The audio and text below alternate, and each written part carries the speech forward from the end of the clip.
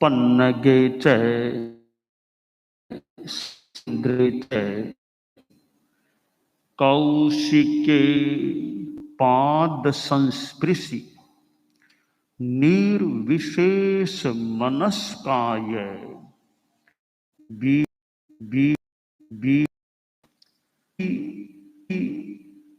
सूत्र में कहा गया है, से नूनम भन्ते संजत वीरत पडिहत पच्चखात पावकम्मे धम्मे ठिते असंजत अविरत अपडिहत अपच्चखायत पावकम्मे अपच्चखात पावकम्मे अधम्मे ठिते संजता संजते धम्मा धम्मे ठिते हंता गोयमा संजत वीरत पडिहत पच्चखात पावकम्मे धम्मे ठिते असंजत अविरत अपडिहत अपच्चखात पावकम्मे अधम्मे ठिते संजता संजते धम्मा धम्मे ठिते। तीन शब्द हैं, धर्म अधर्म धर्माधर्म। भगवती सूत्र में यहां प्रश्न किया गया है कि भन्ते संयत वीरत प्रतिहत प्रत्याख्यात पाप कर्म वाला व्यक्ति क्या धर्म में स्थित होता है? जो साधु है, संयत है, क्या वह धर्म में स्थित होता है? और जो असंयत है, अविरत है, अप्रतिहत अप्रत्याख्यात पाप कर्मा व्यक्ति है, क्या वह अधर्म में स्थित होता है? और जो संयता संयत है, वह क्या धर्माधर्म में स्थित होता है?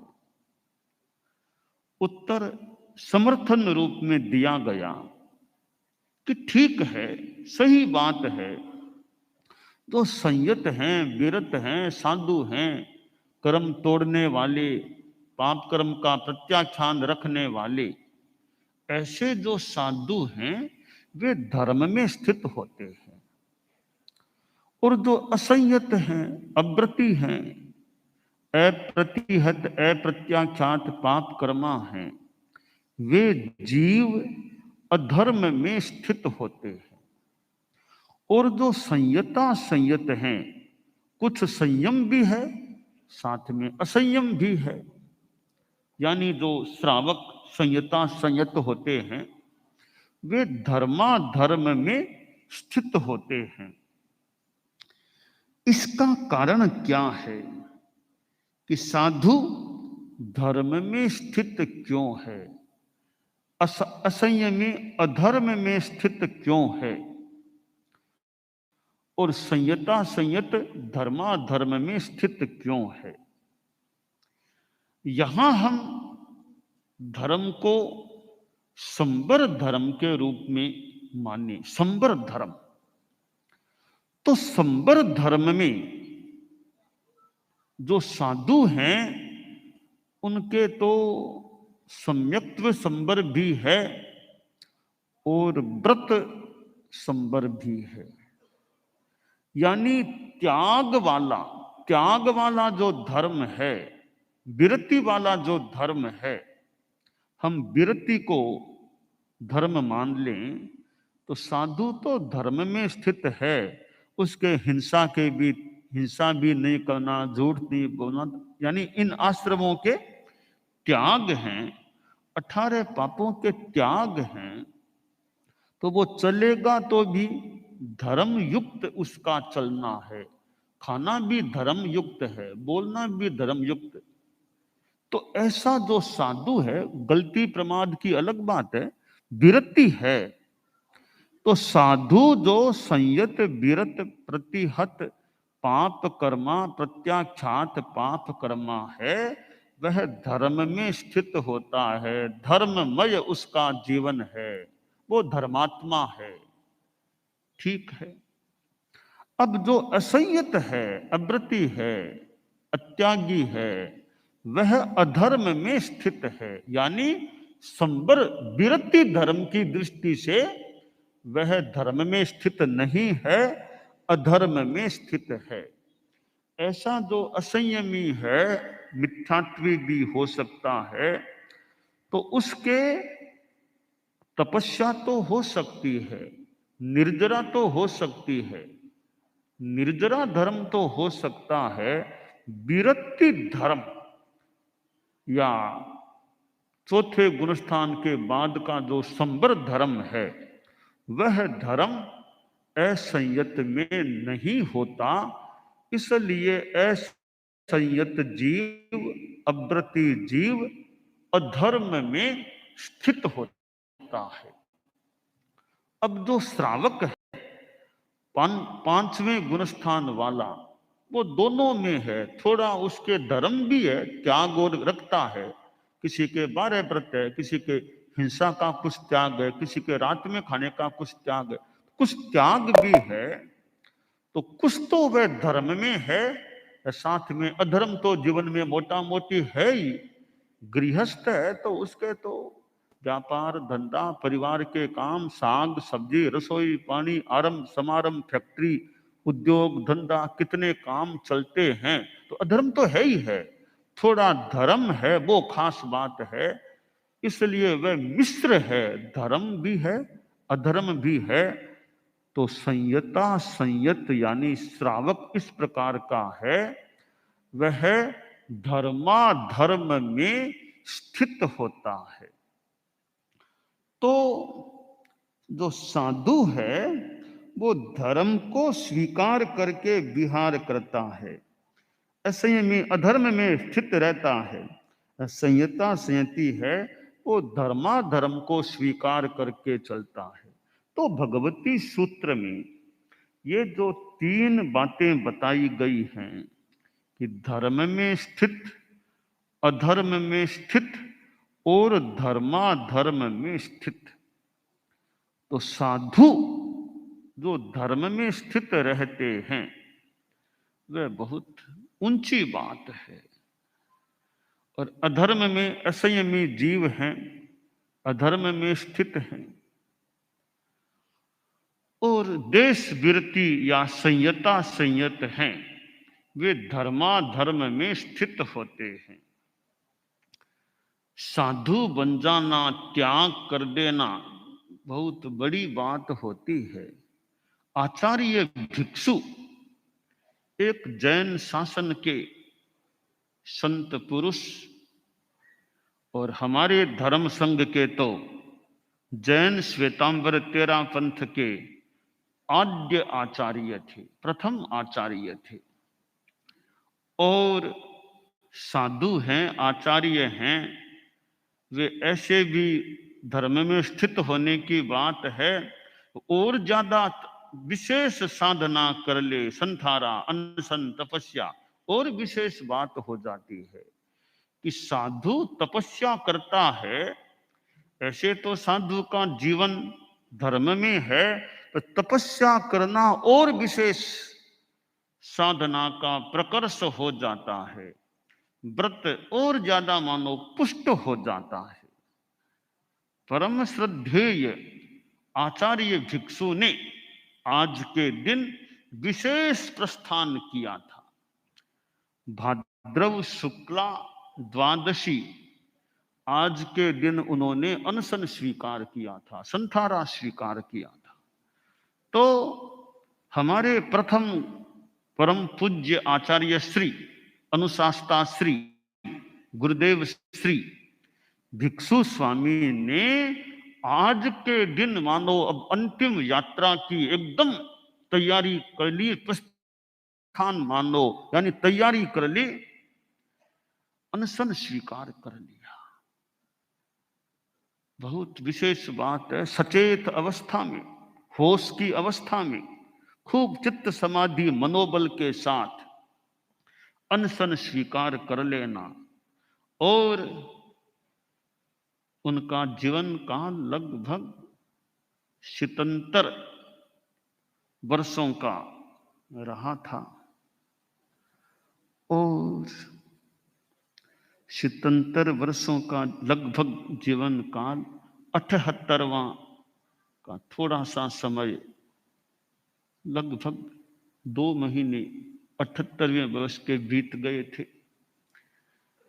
साधिक 77 वर्षों का जीवन काल पर संथारा ग्रहण कर लेना, इस नश्वर शरीर अब छूट, क्या इसका मोह रखना है? मोह तो पहले भी नहीं रखना चाहिए कि जब तक शरीर से लाभ मिलता हो तब तक तो मान लो आदमी खाना भी खाए कि भी साधना में अच्छा लाभ, अब लगे अब शरीर ज्यादा दिखने वाला तो है नहीं, अब क्यों नहीं मैं विशेष पराक्रम करूं और सचेत अवस्था में संथारा स्वीकार करूं।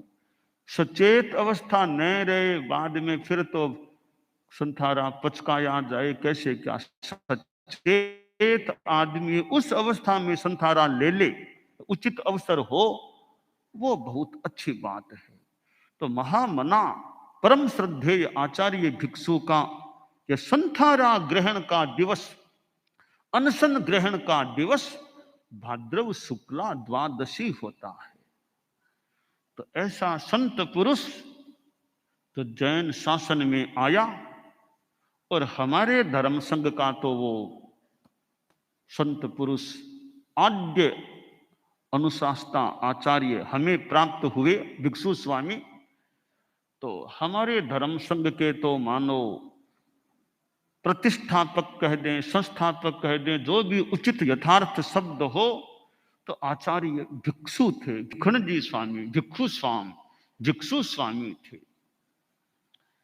और कैसा उनका शौर्य रहा होगा, कैसा वीर्य, कैसा बल, कैसा पराक्रम, कैसा पुरुषार्थ, कैसी तपस्या, कैसी साधना, कैसा उनका ज्ञान, कैसी उनकी समझाने की शैली।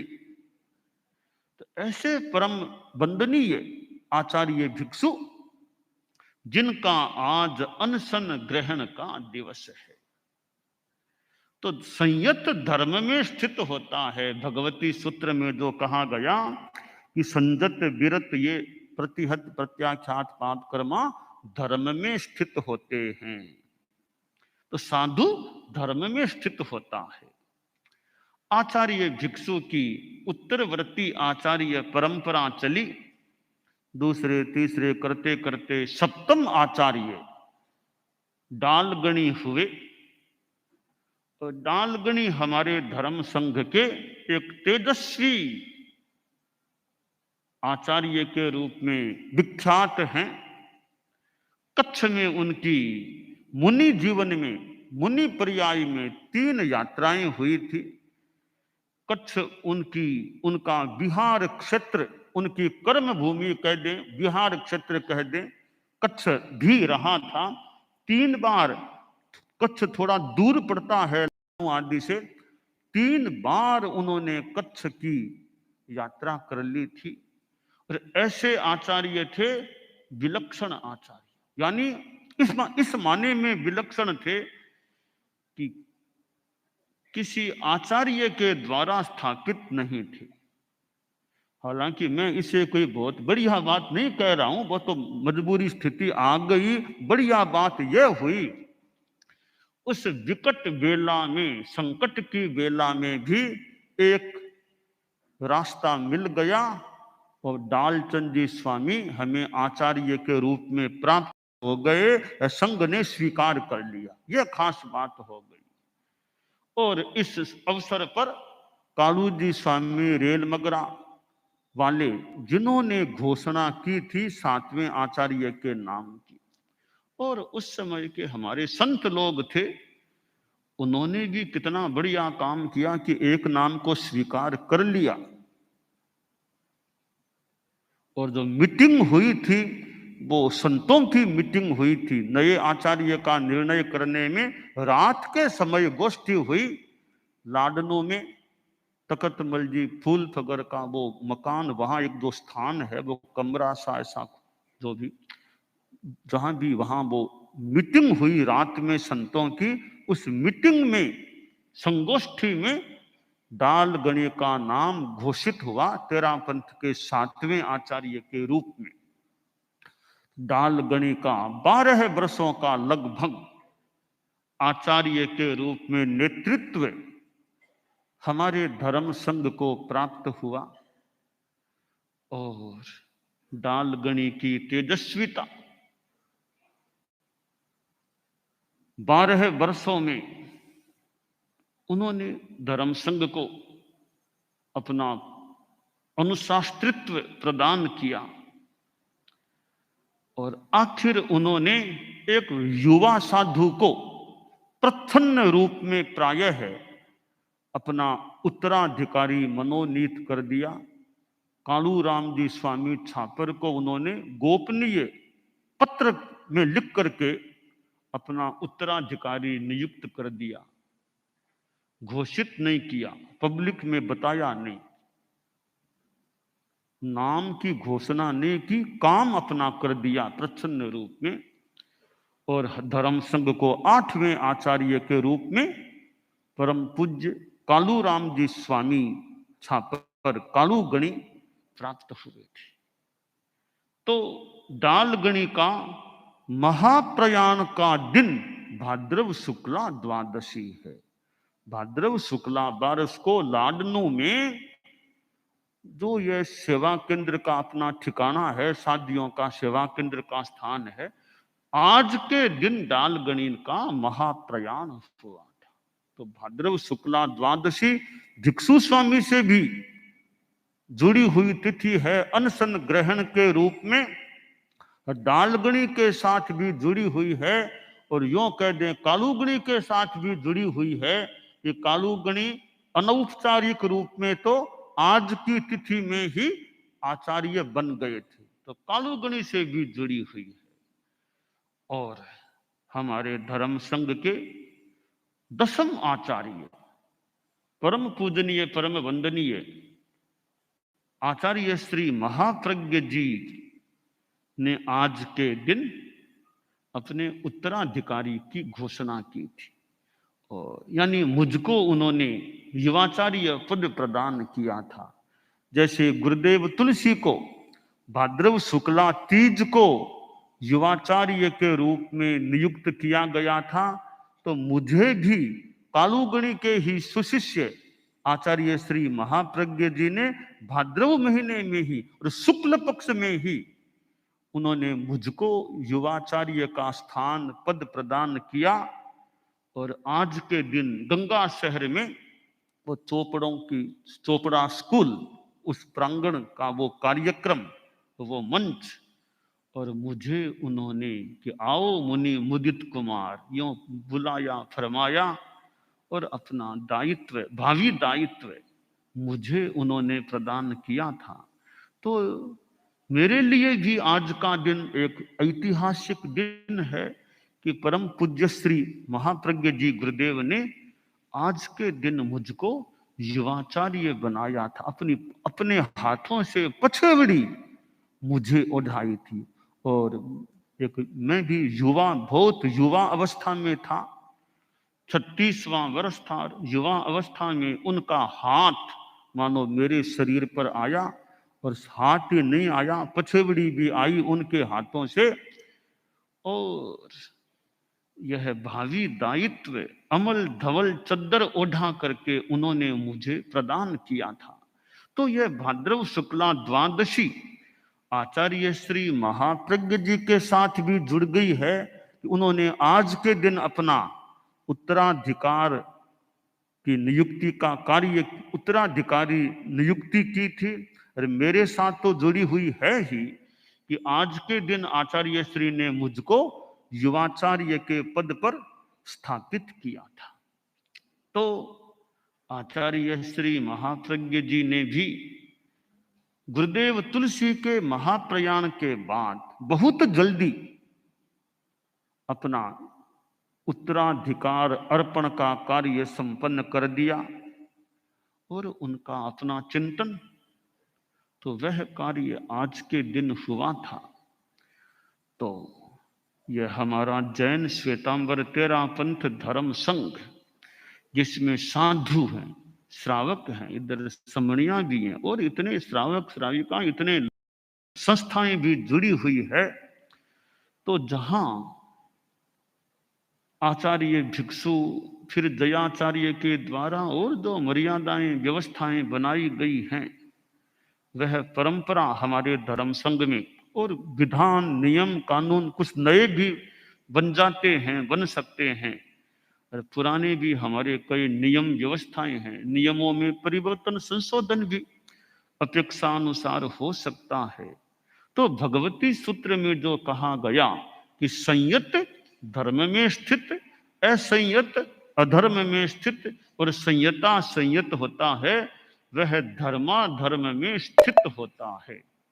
तो हम धर्म में ज्यादा से ज्यादा स्थित रहें, ऐसा प्रयास करते रहें, और हम आत्म कल्याण, सर्व दुख मुक्ति की दिशा में आगे बढ़ते रहें, यह काम्य है। दानान शिष्ठम पयाणम सच्चे सुया अणवज्जं वयन्ति तवे सुया उत्तम बंभचेरम लोगुत्तमे समणेनाय पुत्ते।